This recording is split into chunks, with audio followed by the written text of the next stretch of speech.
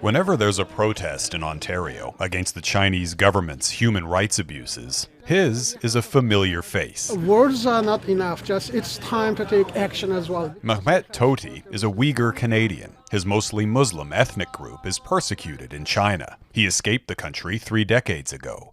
Back in January, Toti was campaigning ahead of a vote by the federal government to accept 10,000 Uyghur refugees. And one morning, his phone rang. It was the Chinese police. Toti recorded the phone call and played it back for us. The Chinese police officer said he was calling with news about Toti's family in China. His mother and sisters, whom Toti hadn't heard from in a few years, were dead. His sisters were in their 40s. The officer claimed they died from strokes. The officer said Toti's uncle also suffered a stroke, but survived and was in hospital. Then they put his uncle on the phone.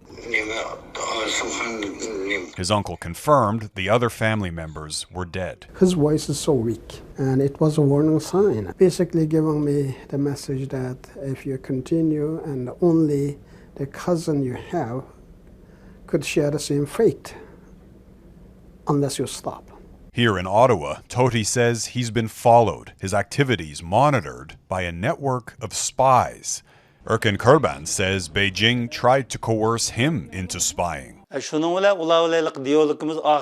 thought they had recruited me, he says.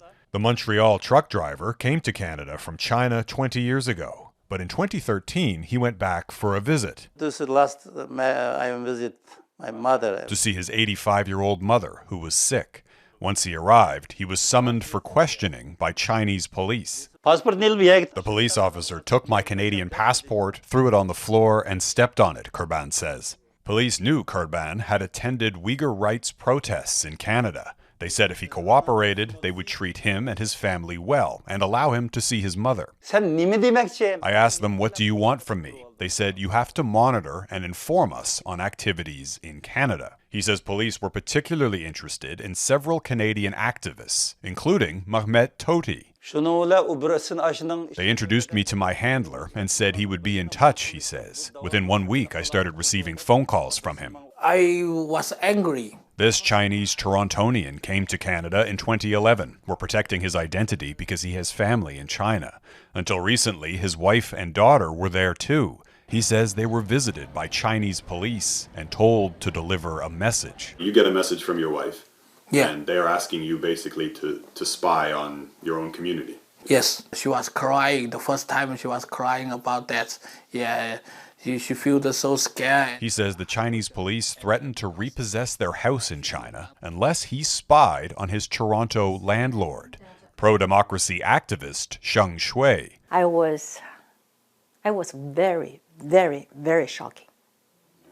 Because when he lived downstairs, we don't even have one door has lock. Shui strongly suspects she's been spied on by others in the community. For years, she says, she's reported harassment and surveillance to police and government officials with no result. I have been waiting for the government and the community and the media realize how bad the Chinese infiltrate in Canada.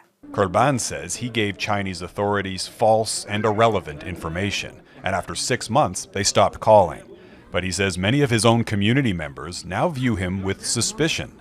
Anyone with family members still in China could potentially be coerced. Intimidation, threat, harassment, hijacking your family members, and pushing you to live under the Chinese shadow, even you are in free country. They're far from China, but still in Beijing's sights.